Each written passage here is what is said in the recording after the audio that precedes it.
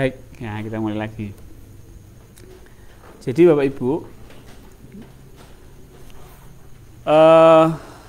kita itu harus memahami ya. Memahami bahwa manusia itu dibekali oleh Allah itu untuk bisa berjumpa dengan Allah, bisa bertatap muka dengan Allah, bisa berdialog dengan Allah. Berdialog itu artinya tidak ngobrol, itu ya enggak. Artinya ketika kita berdoa itu artinya berdialog gitu loh. Ketika kita berdoa itu berdialog. Ketika kita memuji Allah itu berdialog, gitu ya. Bukan berdialognya seperti saya ngobrol dengan Pak Madi misalnya, ngobrol jagongan itu ya enggak. Jadi ngobrolnya kita itu dengan Allah itu ya berdoa itu sebenarnya. Berjumpanya kita dengan Allah itu ya ketika kita menyadari bahwa Allah itu dekat gitu loh. Artinya kalau saya dekat dengan Allah kan berarti berjumpa toh Pak. Betul enggak Pak? Allah itu dekat, ketika saya menyadari bahwa Allah itu dekat ya artinya itu berjumpa sudah. Nah kalau melihat pakai mata ya enggak bisa. Karena apa? Karena Allah itu yang menciptakan mata. Nah, gitu Pak. Yang menciptakan mata tidak bisa dilihat oleh yang diciptakan. Pasti itu berbeda. Sebuah kereta api diciptakan tidak bisa melihat yang menciptakan kereta api. Yang menciptakan kereta api dengan kereta api itu berbeda. Nah, ini yang perlu saya tekankan bahwa berjumpa Allah itu sadar Allah itu berjumpa Allah sudah. Jadi itu sudah berjumpa Allah, bertemu Allah. Makanya di dalam sholat kita gunakan berjumpa dengan Allah ini. Kalau sholat itu tidak berjumpa dengan Allah, terus berjumpa dengan siapa? Kita sholat, ya toh Pak, kita sholat di atas sajadah. Terus kalau enggak berjumpa Allah, berjumpa dengan siapa Pak? Nah, apa berjumpa dengan demit? Dengan sing bau reksa? Sing bau reksa padepokan? Enggak toh? Kita ya berjumpa dengan Allah. Wong sholat atau enggak berjumpa siapa-siapa itu kira-kira sholatnya gimana? Kan lucu. Jadi kata-kata berjumpa dengan Allah itu tidak sama dengan kalau kita berjumpa dengan yang diciptakan Allah. Misalnya saya berjumpa dengan seseorang, ya enggak bisa begitu. Kita berjumpa dengan yang menciptakan. Alat yang digunakan apa? Kesadaran kita. Ketika kita menyadari bahwa Allah dekat, maka itu sudah berjumpa. Maka di dalam sholat, perjumpaan kita dengan Allah, kesadaran dengan Allah itu mutlak. Mutlak kita gunakan. Kalau sholatnya orang syariat, hanya sebatas syariat saja, yang penting bacaan benar dan gerakan benar. Ya terus ngopo loh sholatnya itu. Ya toh Pak, sholat itu menghadap Allah. Syariat harus betul, tapi juga kesadarannya juga harus betul. Wes yang penting bacaannya bener, gerakannya bener. Bukan seperti itu. Itu pelajaran lulus TPA. Itu lulus taman pendidikan anak-anak, taman pendidikan Al-Quran, diajari sholat hanya gerakan dan bacaan bener wes. Tidak seperti itu. Kita sholat itu sudah mulai dari kecil sampai sekarang. Kalau sholatnya ping podo karo cah TK, ya ora ono peningkatan kan gitu. Kita sholatnya itu ya harus mencapai peningkatan lah, pakai kesadaran. Kesadaran kita gunakan apa? Ini wajah tu wajhiya lilladzi fataras samawati wal ard. Hadapkan wajahku kepada wajah yang menguasai langit dan bumi. Itu kesadaran. Loh, Ini loh, kuhadapkan wajahku, kuhadapkan kesadaranku kepada Allah yang menciptakan. Artinya apa? Saya menyadari Allah yang menciptakan alam semesta. Itu dipakai sholatnya. Ini yang sering ditinggalkan. Maka ketika saya menulis berjumpa dengan Allah, pada bingung, berjumpa bagaimana, ketemu di mana, salaman apa tidak, itu pertanyaan-pertanyaan anak TK. Ya pakai kesadaran lah. Nah gini, sadaran. Nah gitu. Nah, sholat yang khusyuk seperti di surat Al-Baqarah 46, syaratnya ada dua. Alladzina yazununa annahum mulaqu rabbihim. Yang kedua, wa annahum ilaihi rajiun. Itu khusyuk sholatnya. Jadi sholat khusyuk itu mudah, Pak. Asal yang penting pertama sadar Allah. Menyadari Allah. Loh, nek sholat itu ya sadari dulu Allahnya. Ini mau menghadap siapa saya? Mau menghadap Allah, ya udah sadari dulu Allahnya. Allah yang mana? Allah yang dekat. Setelah itu takbir. Allahu Akbar. Selama takbir ini sadari terus Allah itu dekat. Jangan sampai dilepas. Perkara bacaannya, gerakannya itu kan syariat. Harus masuk, sholat itu harus masuk ke hakikat, ke makrifat. Dirikanlah sholat untuk mengingatku, untuk menyadariku gitu loh. Akimi sholat tali dzikri, dirikanlah sholat untuk menyadariku. Menyadari itu adalah hakikat. Maka kalau kita sholat tidak masuk hakikat, ya kira-kira nggak ada nilainya nggak itu? Nggak ada nilainya, Pak. Sholat itu kalau nggak khusyuk itu nggak ada nilainya, cuma nggak dosa. Kita sholat nggak sadar Allah,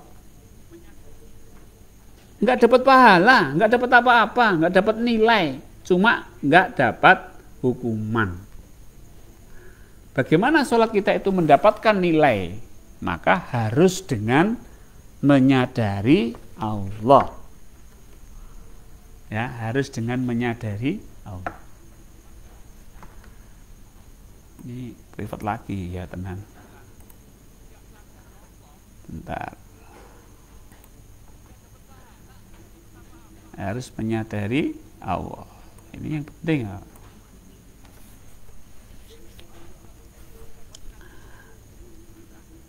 Yang kedua, setelah menyadari Allah apa? Wa annahum ilaihi rajiun. Wa annahum dan rajiun kembali. Rajiun wa annahum ilaihi kembali kepada ilaihi kembali kepada Allah, pasrah hatinya. Jadi kalau sholat itu syaratnya dipenuhi, yang pertama adalah sadar Allah, dan yang kedua adalah pasrah, itu pasti sholatnya khusyuk. Ini menurut Al-Baqarah 46, bukan menurut kitab. Kalau kitab-kitab, ada beberapa kitab-kitab yang mendefinisikan khusyuk itu di luar Al-Baqarah 46. Ya, kalau saya nggak saya pakai. Yang saya pakai ya Al-Quran. Walaupun itu karangan ulama yang internasional, tapi kalau menyimpang dari Al-Quran ya nggak saya pakai. Yang saya pakai Al-Quran.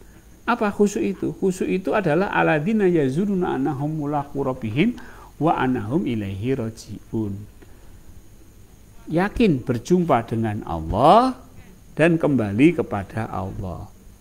Nah, di dalam doa iftitah, ini doanya iftitah orang NU ya, bukan Muhammadiyah. Kalau Muhammadiyah itu Allahumma ba'id baini wa baina khotoyaya kama ba'atsa bainal masyriqi wal maghrib.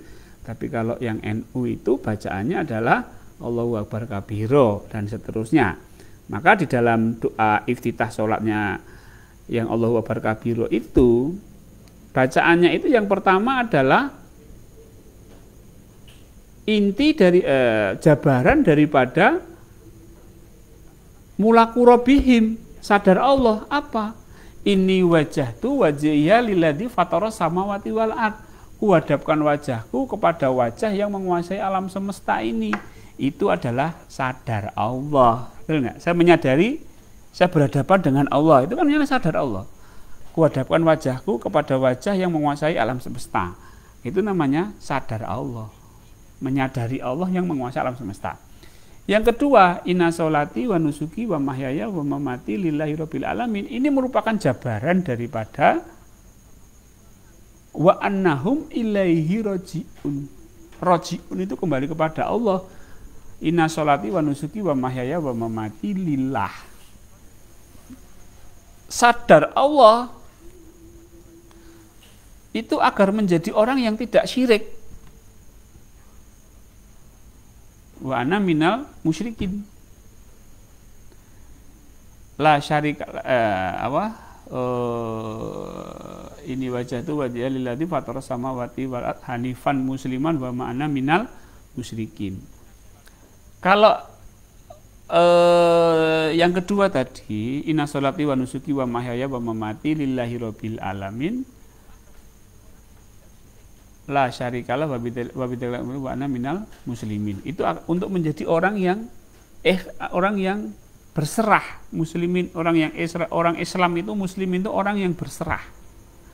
Jadi kuncinya sholat khusyuk itu yang pertama adalah sadar Allah dan yang kedua adalah berserah diri. Jadi sholatnya orang pasrah ya.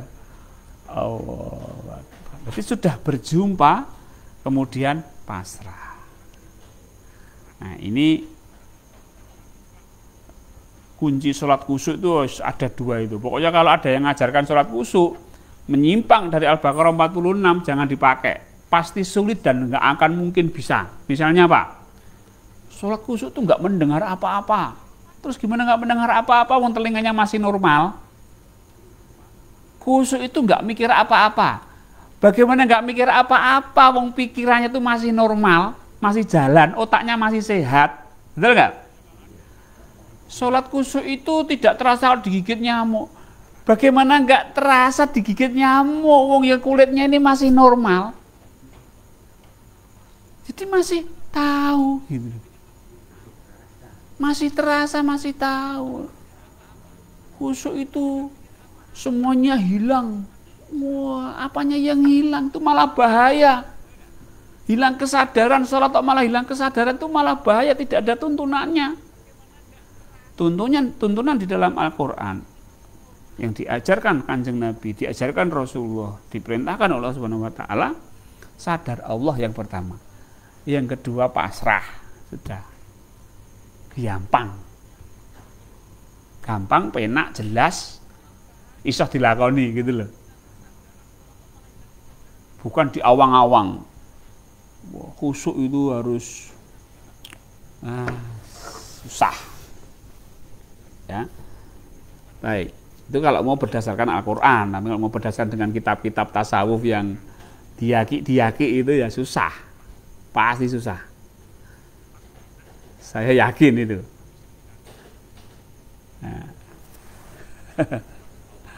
Cuma sadar Allah dan berjumpa dengan Allah itu namanya sadar Allah. Jadi sholat itu ini sama berjumpa dengan siapa itu harus ada dulu, Pak. Sebelum sholat itu aku jangan ngadep sopo. Nek ngadep Gusti Allah ki ono apa ora gitu loh. Bagaimana cara kita? Nek Gusti Allah sudah pasti ada, tinggal kita ini mau menyadari enggak? Karena Allah itu Maha meliputi segala sesuatu, Allah itu dekat, Allah itu Maha melihat, Allah itu mempunyai sifat az-zahir. Az-zahir itu berarti nyata di wilayah kesadaran. Jadi kalau Allah itu bisa kita sadari. Nah, kita harus masuk ke kesadaran, namanya itu berjumpa dengan Allah. Nah, baik. Jadi gampang-gampangan aja, Pak. Belajar makrifat ini jangan yang susah-susah. Belajar sholat khusyuk ini jangan yang susah-susah. Sing gampang kadang-kadang nggak gelem ngelakoni ya. Sajane itu aja. Islami gampang. Sing angel apa? Nek ora gelem nglakoni lah itu angel. Salat khusyuk katanya susah, ternyata menurut Al-Qur'an mudah. Nah, itu aja.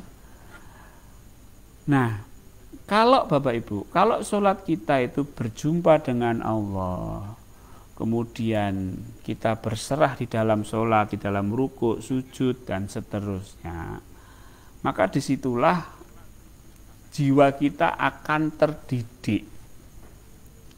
Misalnya kita sujud, jiwa kita akan terdidik menjadi jiwa yang berserah. Ketika kita rukuk, kita akan terdidik menjadi jiwa kita yang selalu siap menerima tugas-tugas amanah-amanah. Ketika kita iktidal, jiwa kita akan terdidik untuk menjadi jiwa yang bersyukur kepada Allah. Ketika kita takbir Allahu Akbar, jiwa kita akan terdidik untuk meyakini, mempercayai pertolongan-pertolongan Allah. Itu baru gerakannya, belum nanti bacaan-bacaannya yang dimulai dari Iftitah, Al-Fatihah, surat sampai doa-doa tadi, sampai tahiyat, sampai salam. Itu semuanya didikan semua, tapi syaratnya harus menghadap Allah, syaratnya harus berjumpa dengan Allah. Kalau enggak paham, jangan menyalahkan orang yang berjumpa dengan Allah. Kalau enggak paham, ya belajar. Orang nggak punya sepeda motor, kemana-mana jalan kaki. Dia cerita kalau tadi pagi dia sudah sampai mana? Misalnya kalau dari sini Solo sudah sampai Semarang misalnya. Kamu ini sesat. Nggak ada orang 1 jam sampai 2 jam sampai Semarang tuh nggak mungkin. Kamu ini sesat. Lah sesat bagaimana? Wong saya naik motor sampai sana. Lah kamu kan nggak punya motor. Coba kamu naik motor ke sana, nanti sampai Semarang. Kalau kamu nggak punya motor, ya nggak jalan kaki ya sampai setengah hari nggak sampai. Makanya kalau nggak bisa itu belajar. Ya. Kalau nggak paham itu belajar, bertanya, bukan menyalahkan, bukan menyesatkan. Gitu. Jadi sesuatu yang nggak bisa itu harus dipelajari. Bukan ditolak, gitu loh. Berjumpa dengan Allah itu memungkinkan sekali. Maka saya buat sesimpel mungkin, saya buat sesederhana mungkin lah. Kalau orang mengatakan berjumpa dengan Allah itu harus, wah ini, wah. Enggak, saya cukup sadar Allah tadi sudah berjumpa dengan Allah. Nabi Musa saja itu berjumpa dengan Allah, hancur itu, pingsan beliau. Iya. Konteksnya bagaimana dulu? Konteksnya bagaimana dulu? Ketika beliau sadar dengan Allah, komunikasinya jalan, Pak. Iya kan? Nah, sekarang siapa yang memerintahkan Nabi Musa untuk memukulkan tongkat ke laut? Siapa yang memerintahkan? Allah kan? Ya? Ya, Allah. Loh, kok Nabi Musa enggak pingsan? Iya kan? Kok Nabi Musa enggak pingsan? Nah, ini loh. Kadang-kadang itu kita hanya mempelajari satu bagian ini saja. Nabi Musa itu mendapat perintah-perintah Allah itu langsung, dan Nabi Musa paham dan tidak pingsan. Nah, itulah. Baik. Kemudian Nabi Muhammad. Nabi Muhammad itu apakah Nabi Muhammad itu ini yang selalu dikaitkan. Nabi Muhammad itu dikaitkan dengan malaikat Jibril. Kalau kamu berjumpa dengan Allah enggak bisa. Wong Nabi Muhammad aja malaikat Jibril yang mengantarkan. Loh, ya mengantarkan. Setelah sampai rumah, ya sudah setelah sampai itu Rasulullah berjumpa enggak dengan Allah? Berjumpa.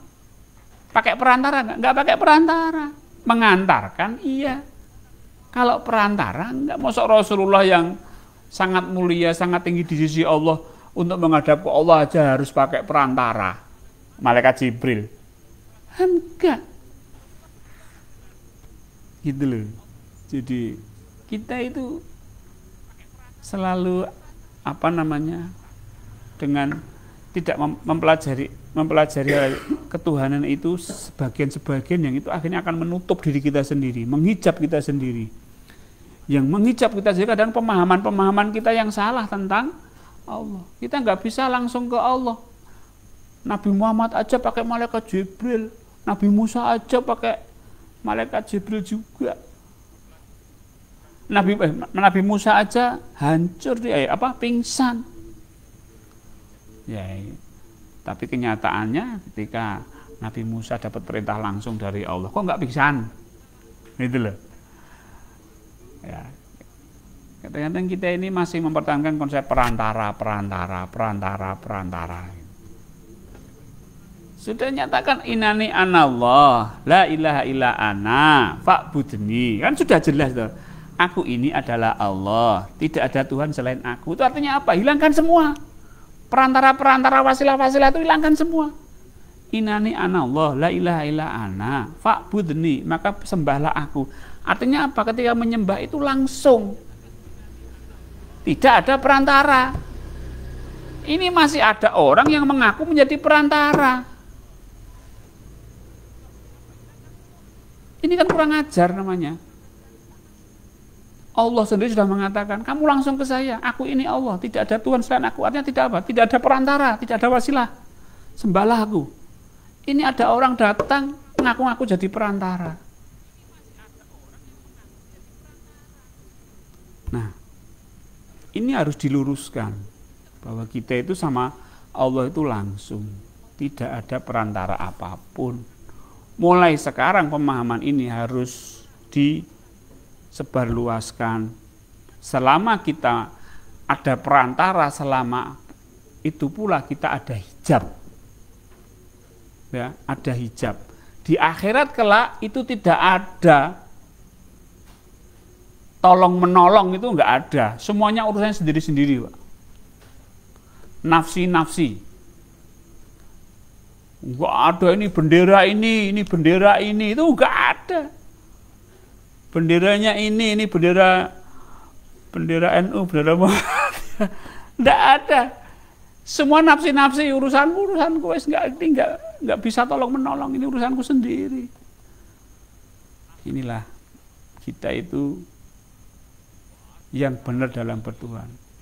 Allah itu sudah memberikan kita kemudahan. Ayo langsung ke Allah. Inani anallah, la ilaha illa ana, fa'budni. Maka sembahlah aku secara langsung. Jadi bagi kawan-kawan yang pemahamannya masih pakai perantara, pakai wasilah, ya saya minta maaf. Apa? Bukan saya menyalahkan, saya hanya mengatakan inilah dari ajaran Islam yang sebenarnya. Allah saya, Tuhan saya menghendaki saya langsung ke Allah. Saya minta maaf kalau ini berbeda dengan panjenengan. Yang kedua, janganlah menyalahkan saya juga. Ya, artinya apa? Ya biar saya tak berjumpa dengan Allah saya, Tuhan saya, dengan konsep saya sendiri gitu loh. Misalnya seandainya saya sesat itu ya wis aku tak sesat dhewe wis ora ajak sampeyan gitu. Tapi sesat saya itu sesat yang berdasarkan Al-Qur'an. Artinya apa? Saya mengikuti petunjuk yang ada di dalam Al-Qur'an gitu. Ya, Bapak Ibu, ini saya terlalu semangat mungkin. Karena inilah yang saya bawa dari dulu sampai sekarang, itu langsung ke Allah. Saya sudah pernah belajar pakai wasilah, saya pernah belajar pakai perantara, saya pernah belajar. Aduh, capek nggak dapet apa-apa. Setelah saya mengenal Allah, saya langsung ke Allah. Ternyata langsung dapat respon dari Allah. Pertolongan Allah, rahasia-rahasia Allah itu dibuka sama Allah sedikit demi sedikit. Jadi kalau makrifat itu yang akan mengajarkan itu ya Allah sendiri. Jadi aku akan memperkenalkan diriku kepada hambaku sendiri. Artinya apa? Kita harus mendekat ke Allah biar Allah pahamkan. Jadi pengajian makrifat itu enggak ada. Pengajian ilmu makrifat ada. Pengajian makrifat kita harus datang sendiri kepada Allah, menyadari Allah. Tapi kalau pengajian ilmu makrifat datang ke ulama-ulama, ke kiai-kiai. Namanya ilmu. Dari sekian perjalanan seorang, misalnya lah Ibnu Athaillah atau pengarang Ihya Ulumuddin siapa? Imam Al-Ghazali. Itu kan sebuah buku monumental perjalanan beliau, ya kan? Berhadapan buku monumental beliau ketika berjalan menuju kepada Allah kemudian ditulis. Ya, maka sebenarnya harusnya yang kita contoh itulah bagaimana perjalanan Syekh Abdul Ghazali ini, bagaimana perjalanan Ibnu Athaillah, bagaimana perjalanan Imam Al-Ghazali gitu loh. Kalau yang ditulis itu ilmu beliau. Ilmu. Nah, sebenarnya intinya apa sih gitu loh. Belajar itu intinya apa sih? Gitu.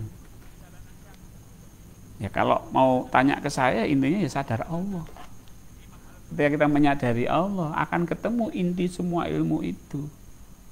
Ketika kita datang ke Allah maka terbukalah ilmu. Orang mau bicara tasawuf apa, ketika kita sudah sadar Allah, paham. Tapi kalau belajar tasawuf per bab, gitu, tapi tidak menyadari Allah, tidak ada laku menyadari Allah, bingung. Kalau dia dasarnya stres belajar tasawuf, tambah stres. Dia mencari bahagia di dunia tasawuf, tambah stres. Sebab apa? Apa yang tertulis di dalam kitab itu, dipelajari itu enggak bisa diamalkan. Karena tidak ketemu kunci perjalanan dari sang penulis itu. Maka saya buka di sini bahwa semua kunci perjalanan beliau-beliau itu adalah zikrullah atau sadar Allah. Ketika dia membuka diri, sadar Allah, maka Allah mengajarkan step by step sesuai dengan takaran kemampuan kita masing-masing. Oke, Bapak Ibu. Jadi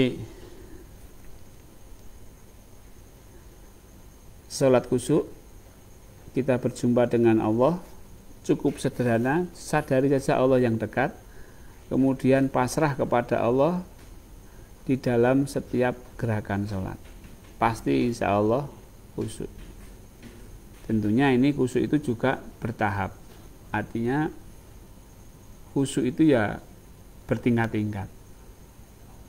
Tapi intinya khusyuk itu adalah dua hal tadi. Kalau itu sering kita lakukan, maka semakin hari perjalanan spiritual kita itu bisa kita rasakan ketika sholat. Khusyuk kita hari ini akan berbeda dengan khusyuk kita yang kemarin. Khusyuk kita yang hari ini akan berbeda dengan khusyuk kita yang besok.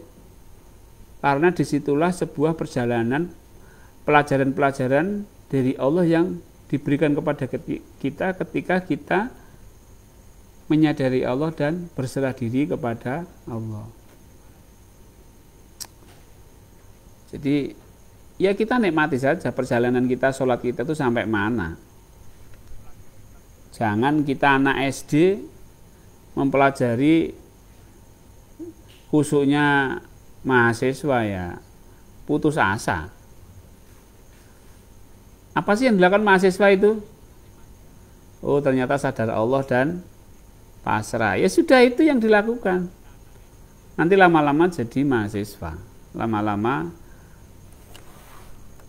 S2, S3.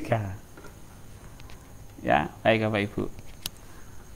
Demikian apa yang kita bahas tentang khusyuk di dalam sholat. Ternyata di Al-Baqarah ayat 46 sudah dijelaskan Allah, tidak perlu kita berteori-teori yang sulit-sulit, yang mudah dululah. Ya, nanti baru mempelajari kitab-kitab yang sulit-sulit. Kalau cocok dengan Al-Quran ya dipakai, kalau enggak cocok jangan dipakai.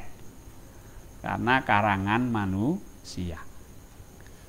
Jangan mentang-mentang itu kitab lama yang berwarna kuning terus kemudian kita bertahankan mati-matian, itu enggak. Ya, tidak semua kitab kuning itu adalah sesuai dengan Al-Qur'an. Ya, tergantung penulisnya siapa, isinya tentang apa gitu ya. Kitab kuning tapi isinya mujarobat ya.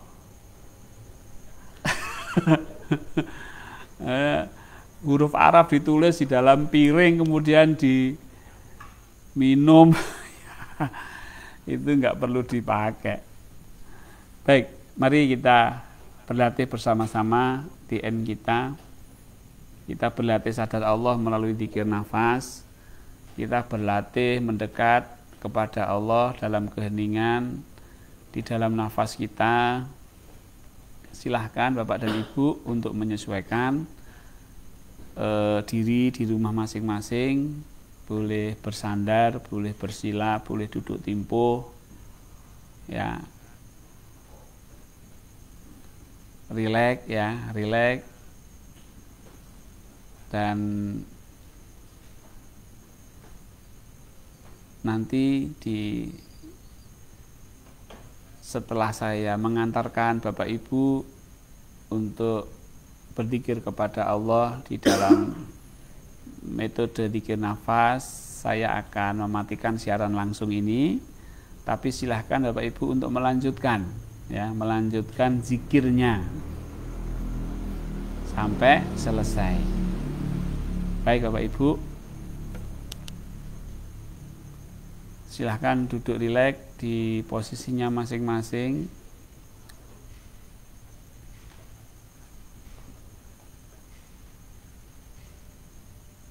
Bismillahirrahmanirrahim.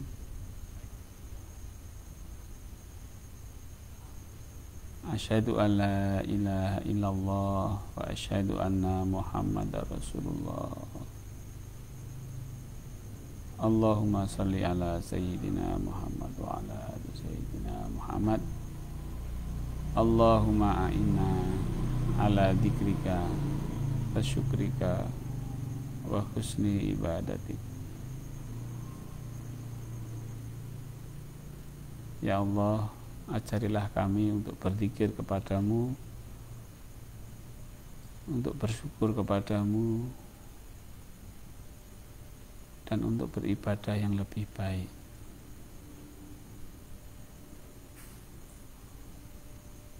Baik Bapak Ibu, mari kita latihan zikir nafas level pertama. Pada level pertama ini tujuannya adalah untuk meluaskan kesadaran.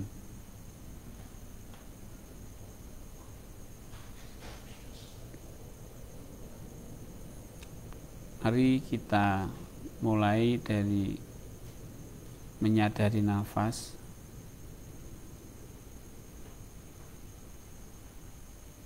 kemudian menyadari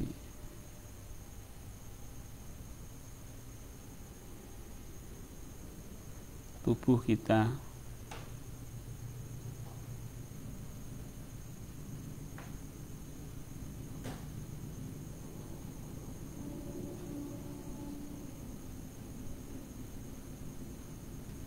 kemudian menyadari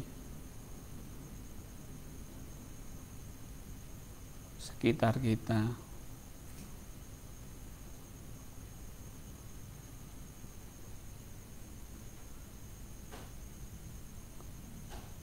seperti sebuah balon, kalau boleh dianalogikan, yang ditiup mengembang,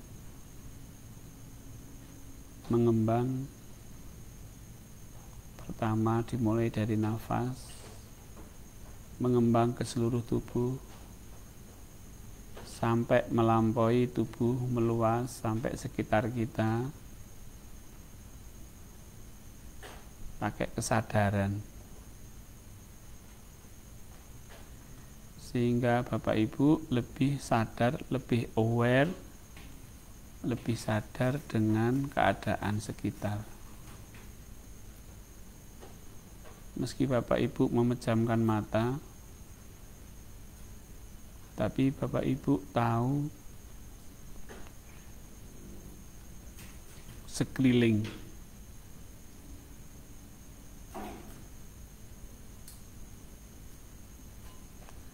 Tahu bukan dengan mata, tapi tahu dengan menyadari. Baik, mari kita luaskan lagi. Agak saya percepat, meluaskan seluas bumi,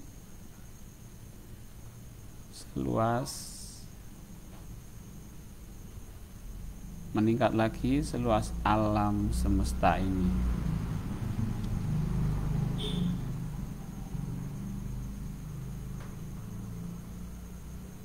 Kesadaran Bapak Ibu meluas sampai Bapak Ibu bisa menyadari alam raya ini.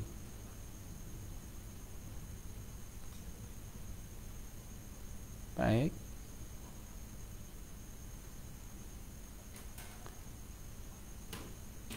Akan saya tingkatkan lagi kesadaran Bapak Ibu.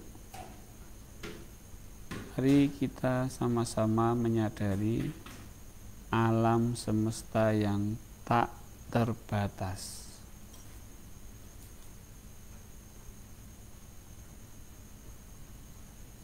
Luasnya tak terbatas, tak terhingga.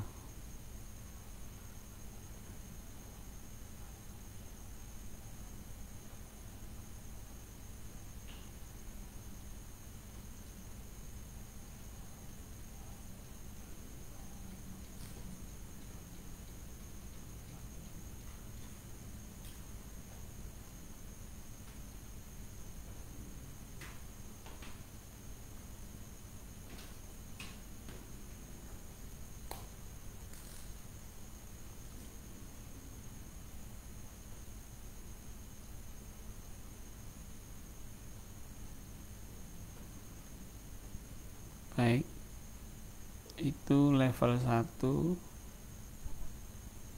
Kesadaran kita sudah melampaui, meluas. Sekarang level 2. Kesadaran kita lompat dari menyadari alam tak terbatas, menyadari yang menciptakan alam tak terbatas.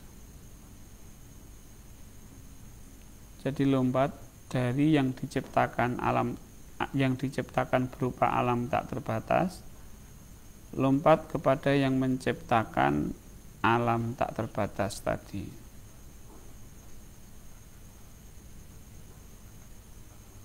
Di sini Bapak Ibu sudah tidak bisa membayangkan lagi seperti apa yang menciptakan alam tak terbatas itu.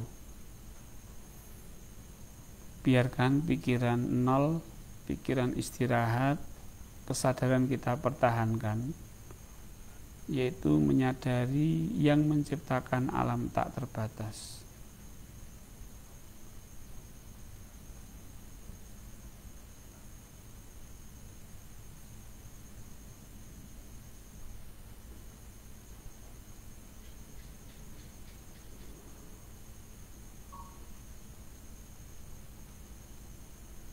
Baik, setelah itu mari kita sebut nama Sang Pencipta. Setiap nafas masuk nafas keluar Allah.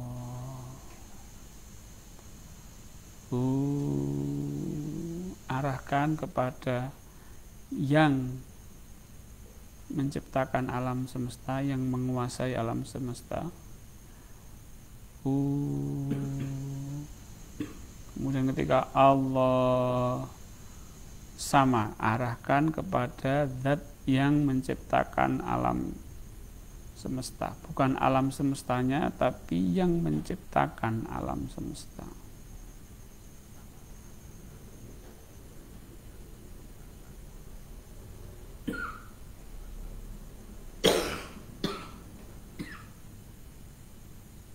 Ini level 2. Baik. Mari kita masuk pada level 3.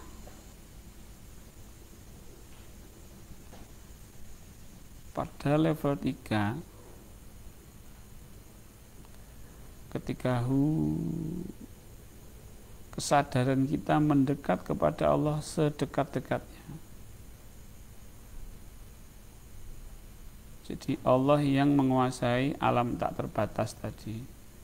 Kita mendekat kepadanya,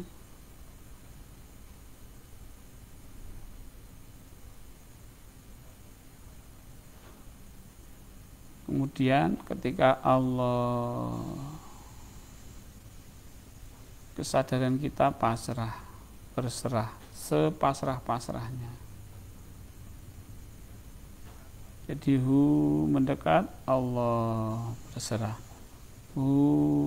Mendekat, Allah berserah.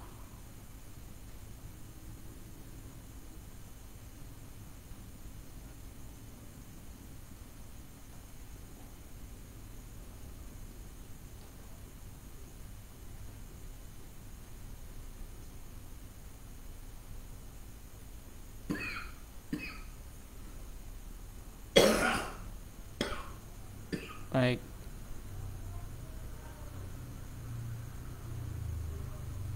Pada level 3 Bapak Ibu, jika Bapak Ibu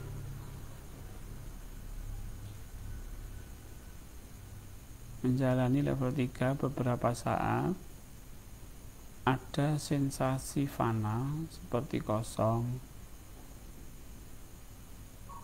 seperti berada sendiri di suatu tempat yang luas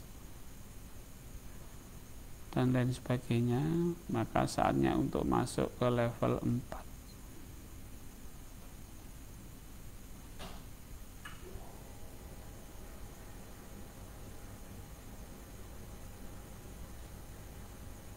Jika level 4 Bapak Ibu,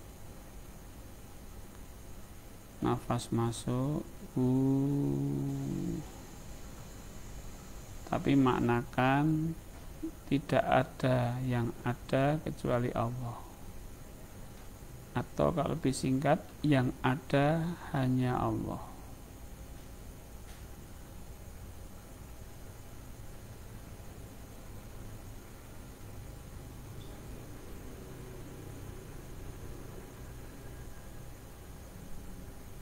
Kemudian ketika Allah tidak ada kekuatan kecuali kekuatan Allah. Jadi nafas masuk, yang ada hanya Allah. Ketika nafas keluar, Allah. Yang ada hanya kekuatan Allah.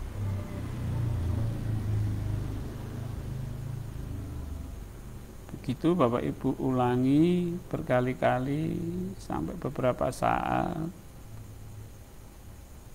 sampai Bapak Ibu menyadari kekuatan Allah yang meliputi semuanya.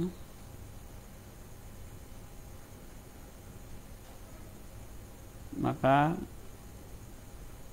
kita masuk sibegoh di dalam kekuatan Allah.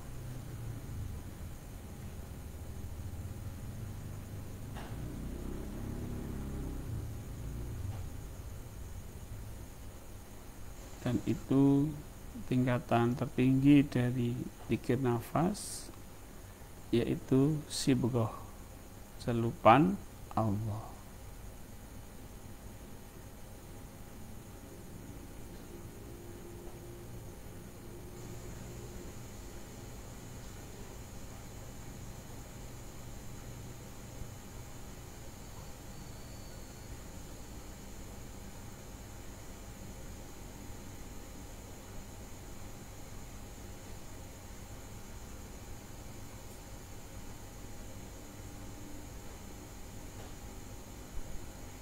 Baik Bapak Ibu,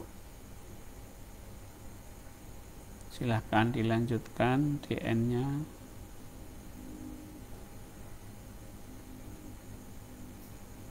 sampai selesai.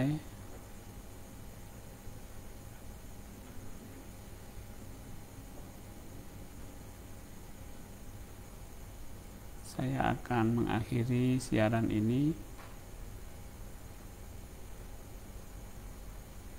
Bapak Ibu di rumah silahkan melanjutkan zikirnya.